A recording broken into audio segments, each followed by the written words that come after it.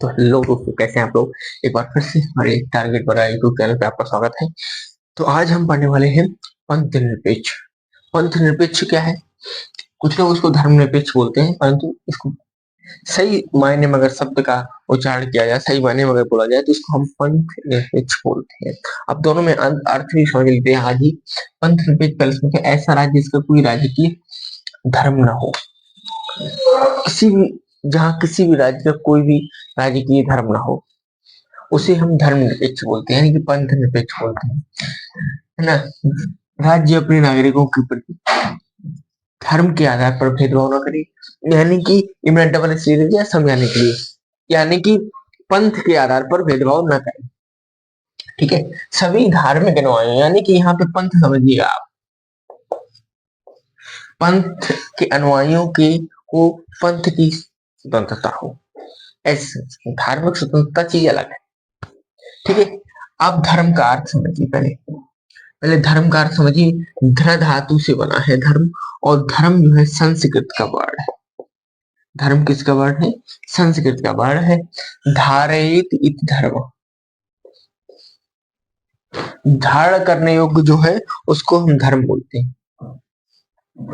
जो धारण करने योग्य धर्म है, इसका हिंदी अर्थ क्या है? इसको हिंदी में कहते हैं कर्तव्य। धर्म को हिंदी में कर्तव्य कहा जाता है। ये तो धर्म ततो जया, ये हमारे सुप्रीम कोर्ट के ऊपर लाइन लिखी है। सुप्रीम कोर्ट की बिल्डिंग के ऊपर ये लाइन लिखी है। इसका मतलब क्या? सुप्रीम कोर्ट भी पंथ निरपेक्ष हो गया, धर्मनिरपेक्ष हो गया। अब समझिए धर्मनिरपेक्ष क्या है। धर्मनिरपेक्ष वो है, जैसे कि आपने देखा होगा भगवान श्री कृष्ण ने गीता में उपदेश दिया था अर्जुन को कि अपने धर्म का पालन करो। उस समय तो कोई और धर्म नहीं था, उस समय तो केवल एक ही धर्म था, सनातन। तो हिंदू ही थे उस समय सभी। तो जब वहां सभी हिंदू ही थे तो क्यों बोला गया कि अपने धर्म का पालन करो? यानी कि धर्म मतलब कर्तव्य का पालन करो। जैसे कि मैं अभी अपने किसी ऐसे, मेरा धर्म हर समय बदलेगा। मैं अभी पढ़ा रहा हूँ तो मैं एक अध्यापक के धर्म में हूँ, मैं अपने धर्म का पालन कर रहा हूँ। प्रधानमंत्री जी अपने अपने धर्म का पालन करेंगे। प्रधानमंत्री का धर्म है, उसका पालन करेंगे प्रधानमंत्री। धर्म से अर्थ है कर्तव्य।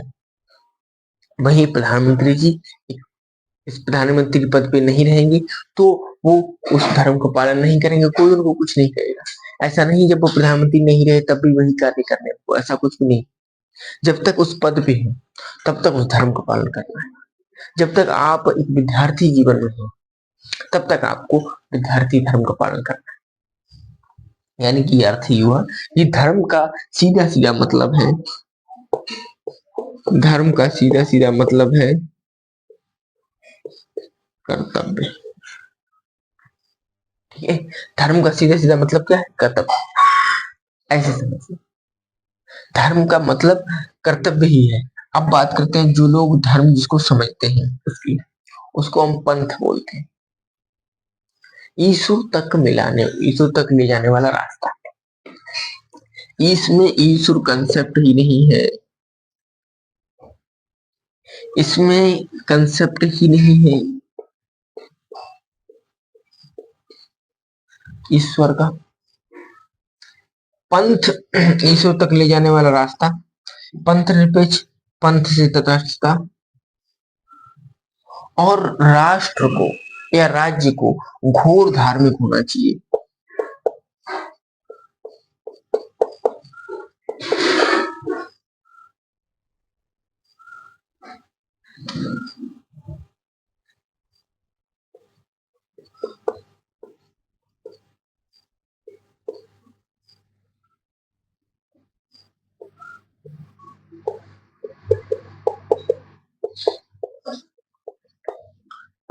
इसका मतलब कर्तव्य का पालन करना चाहिए हर व्यक्ति को, हर व्यक्ति को, राज्य को और उसके हर नागरिक को।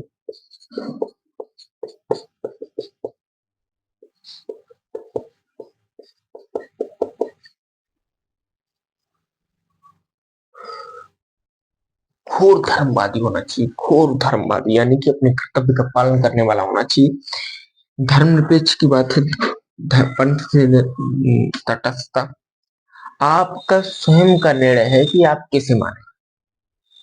ये किसी कोई समूह ये बात डिसाइड नहीं करेगा कि आप किसे मानेंगे, ये आपका निर्णय है। ये आप किस पंथ, किस तरीके से ईश्वर से मिलने का किस कौन सा रास्ता चयन करेंगे। ठीक है, 1976 में जोड़ा गया पंथ निरपेक्ष शब्द, पंथ निरपेक्ष शब्द 1976 में जोड़ा गया। उससे पहले पंथ निरपेक्ष की जगह धर्मनिरपेक्ष ही था। अब संविधान सभा के सदस्य तो बहुत विद्वान थे, उन्होंने पंथ निरपेक्ष शुरू में क्यों नहीं लिखा? उन्होंने पंथ निरपेक्ष शुरू में क्यों नहीं लिखा? क्योंकि अधिकतर लोग जो संविधान सभा में थे वो वेस्टर्न कल्चर से पढ़े हुए थे, बाहर के पढ़े, वेस्टर्न कल्चर के कनेक्टेड लोग थे। तो उनको धर्म और वहां पंथ और धर्म का कोई कंसेप्ट नहीं, तो उनको पंथ और धर्म में कोई विशेष अंतर नहीं पता था, तभी तो उन्होंने धर्म लिख दिया। ना धर्म का अर्थ कर्तव्य होता है, उनको भारतीय सभ्यता का उतना ज्ञान ही नहीं था, क्योंकि वो वेस्टर्न कल्चर से पढ़े हुए थे, इसलिए उनको भारतीय सभ्यता का ज्ञान नहीं रहा होगा। यदि ज्ञान होता तो फिर वो धर्म शब्द क्यों रखते थे?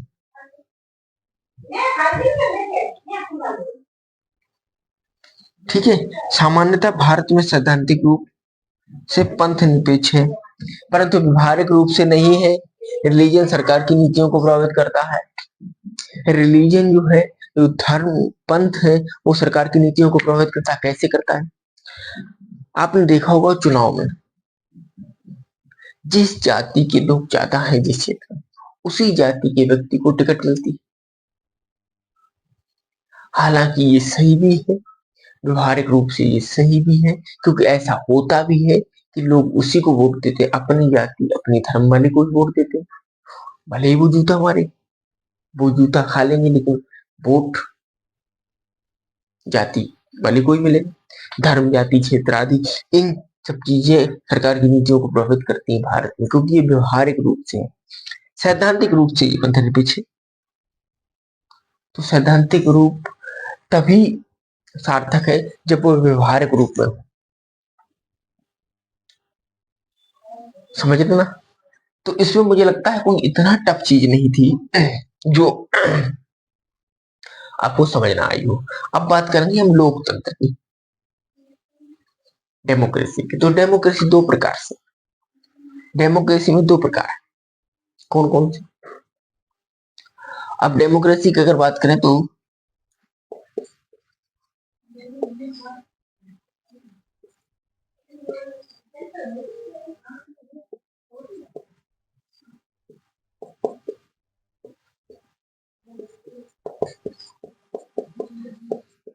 अध्यक्षात्मक और संसदात्मक दो प्रकार की डेमोक्रेसी है।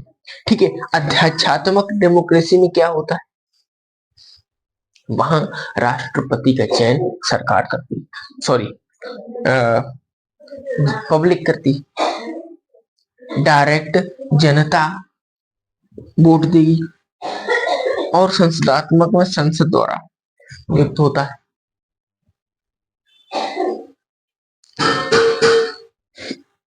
जो अध्यक्षात्मक प्रणाली है, इसमें के गुण क्या है, दोस्त क्या है? इसमें मंत्रिपरिषद जो इसकी है, इसमें मंत्रिपरिषद संसद के साथ होते। कहने का मतलब ये है कि संसदात्मक प्रणाली में विधायिका और कार्यपालिका जुड़े हुए हैं, और न्यायपालिका अलग है। इसमें विधायिका, कार्यपालिका और न्यायपालिका तीनों अलग अलग है, तीनों अलग अलग है। इसमें क्या होता है? इसमें राष्ट्रपति महाभियोग लगेगा तब हटेगा। यहाँ सरकार स्थिर होती है। कहने का मतलब ये, सरकार स्थिर होती है। यहाँ नाम मात्र का शासन है, यहाँ नाम मात्र के शासन से कोई मतलब नहीं है। यहाँ नाम मात्र शासन और वास्तविक शासन दो होते हैं। इसमें इसका कोई लेना देना नहीं, इसमें सिर्फ वास्तविक शासन है, किसी के नाम पे शासन नहीं चलाया जाता। भारत में संसदात्मक प्रणाली, और भारत में जो संसदात्मक प्रणाली है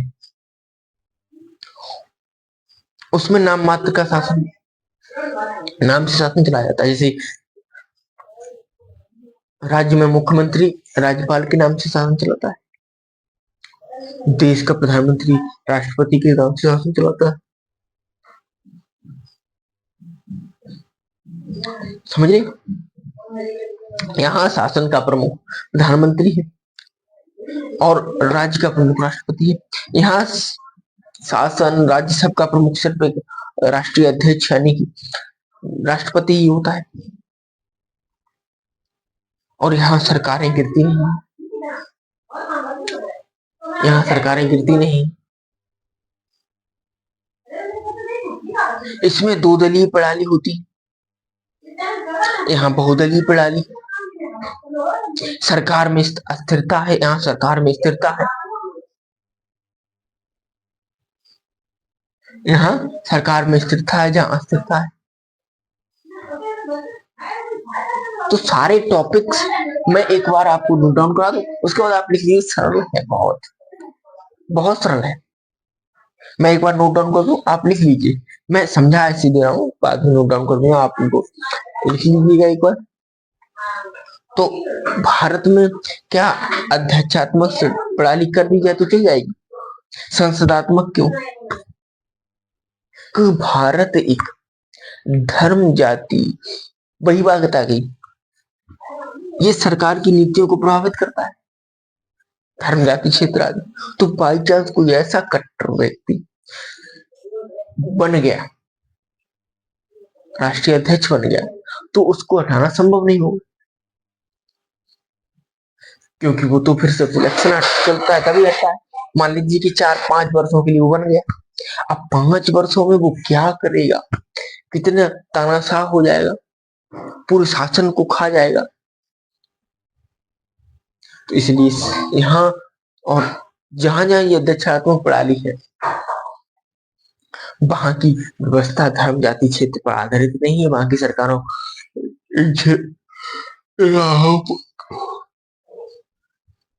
वहां की नीतियों को ये आधार प्रभावित नहीं करती।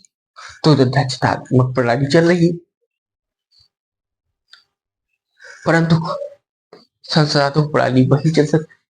इसलिए यहाँ आवश्यक है कि यहाँ अगर कोई तानाशाही करेगा तो उसे तुरंत उसकी सरकार गिर जाएगी। यहाँ मोदी जी अगर तानाशाही करते तो उनकी सरकार गिर जाएगी। वहां ऐसा नहीं, अगर 5 वर्ष के लिए बन गए तो बन गए।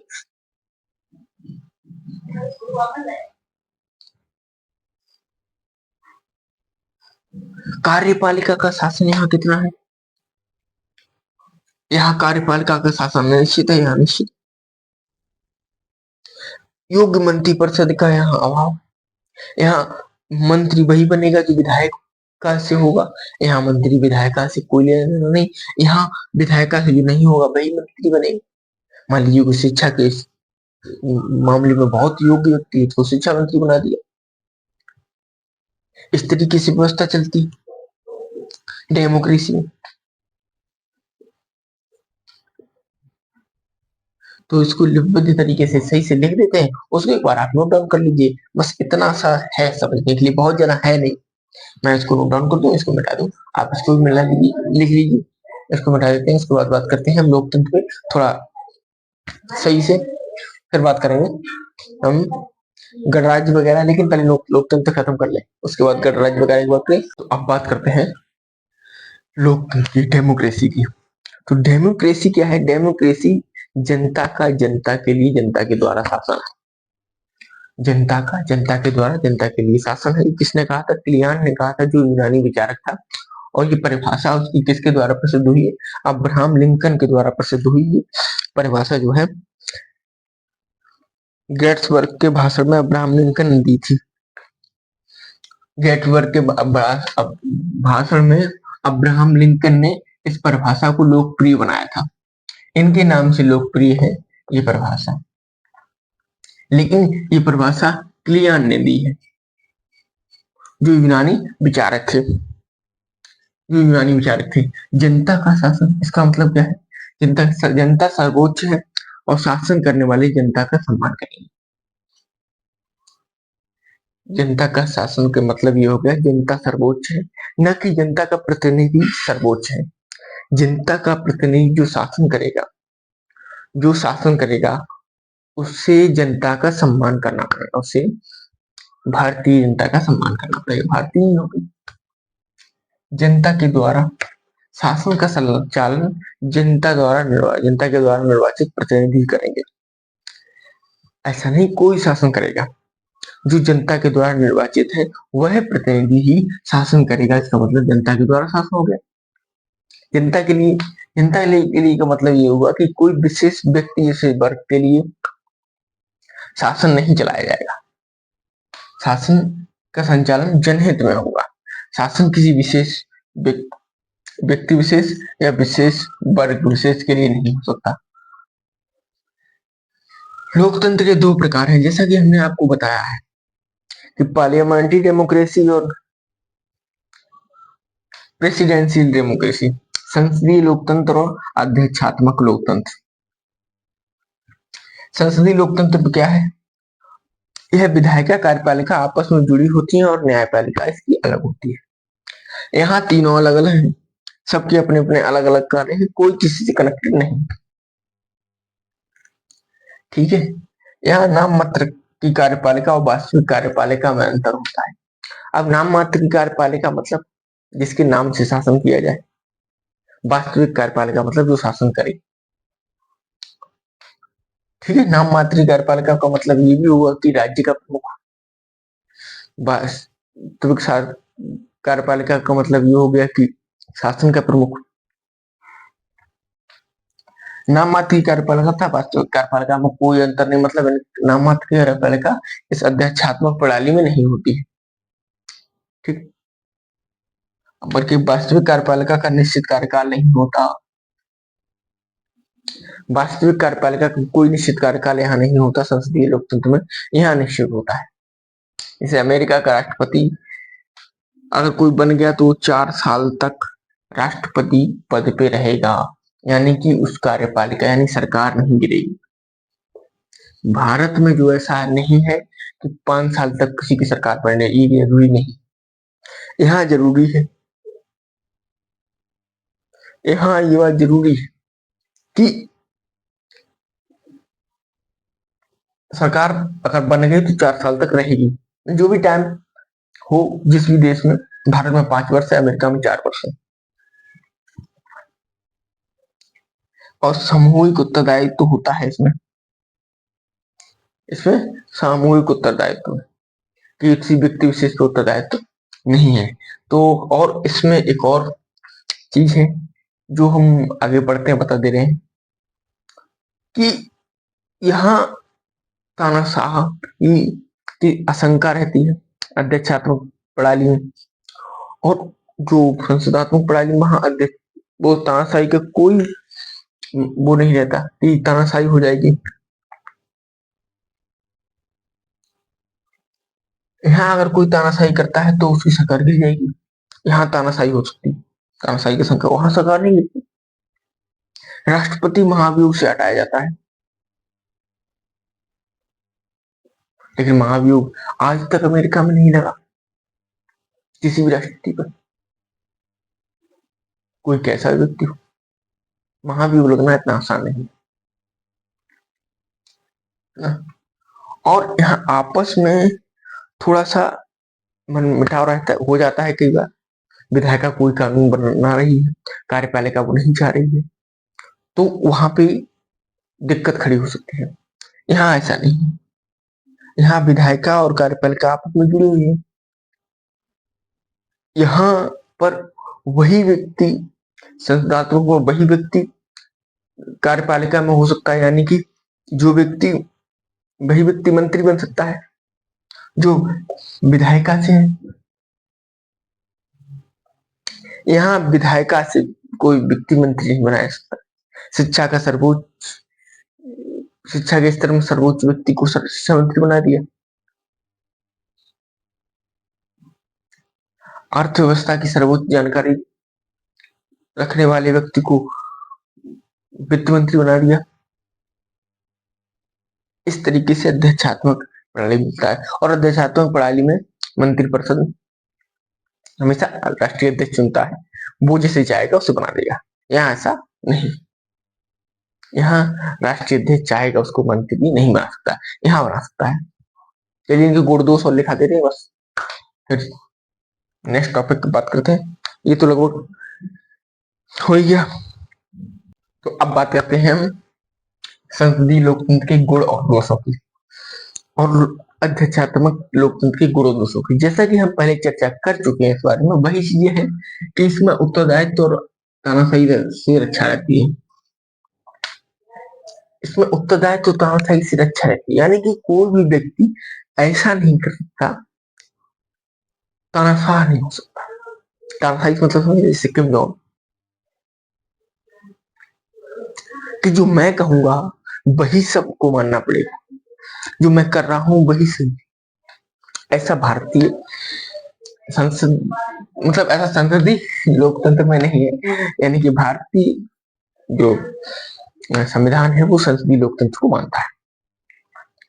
ठीक है, यानी भारतीय राज्य व्यवस्था में संसदीय लोकतंत्र चलता है, ना कि अध्यक्षात्मक। और यहाँ चल भी नहीं सकता अध्यक्षात्मक। विधायिका और कार्यपालिका में सामंजस्य रहता है, क्योंकि ये दोनों एक ही है, कनेक्टेड है, इसलिए सामंजस्य है। बहुत साधारण बात है। राजनीतिक अस्थायित्व तो पैदा करता है, यानी कि इसमें गुण दोष एक है, ये है कि राजनीतिक अस्थायित्व तो पैदा करता है, यानी कि सरकार किसी की निश्चित नहीं है।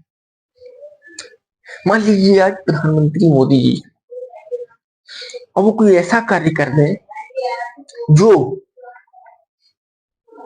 जिससे भारत की पब्लिक एकदम गुस्सा हो जाए, नाराज हो जाए और उनकी सरकार बदल जाए। संसद इलेक्शन के हुए बिना भी सरकार बदल सकती है, इलेक्शन के बिना हुई सरकार बदल सकती है, याद रहे। सबको पता है, बहुत छोटी चीज है, योग्य मंत्री परिषद का अभाव। यहाँ योग्य मंत्री परिषद नहीं मिलते, जो व्यक्ति विधायिका से कनेक्टेड है वही मंत्री बनेगा।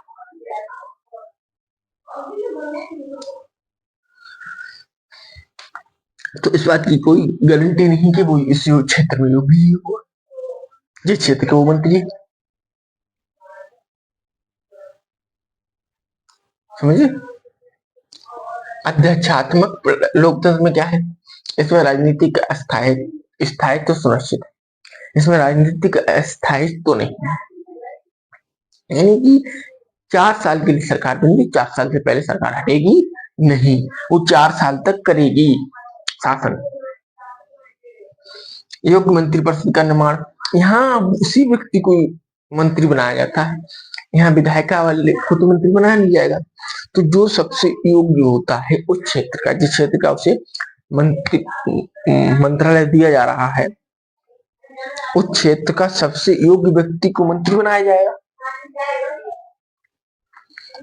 यहाँ दोष ये है कि तानाशाही से आशंका रहती है इसकी, यानी कि कभी मान लीजिए कि मुझे 4-5 साल, मुझसे मतलब कोई व्यक्ति, ये या मोदी जी है, मोदी जी को 5 साल के लिए क्लियर कह दीजिएगा कि आप आपकी सरकार नहीं हटेगी, तो हो सकता है सत्ता के मद में चूर होकर के, वो तो ऐसे नहीं है, लेकिन कोई व्यक्ति सत्ता के मद में चूर होकर के कुछ ऐसे कार्य भी कर सकता है,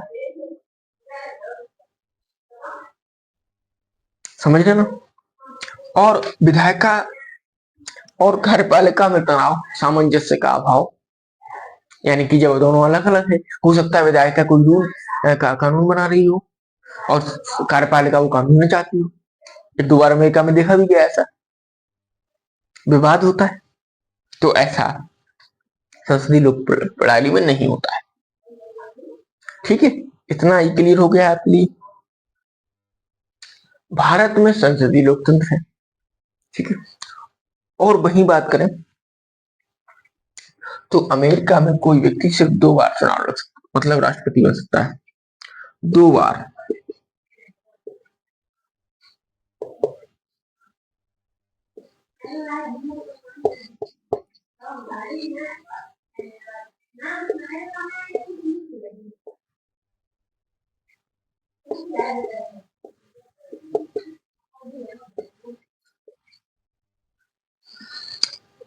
कोई व्यक्ति 2 बार राष्ट्रपति बन सकता है अमेरिका का केवल, और उसका कार्यकाल 4 वर्ष होता है। तो यहाँ तक के लिए ये आज का लेक्चर इतना ही। मिलते हैं नेक्स्ट लेक्चर में। ये लेक्चर काफी लेट हुआ, किसी कारणवश रहा, थोड़ा सा समस्याएं चल रही हैं। हालांकि मैं प्रयास करूंगा कि आपको डेली की डेली लेक्चर शूट करूं। और तक के लिए मिलते हैं नेक्स्ट वीडियो में। तब तक के लिए goodbye, see you later and be carefully, ध्यान रखिए अपना।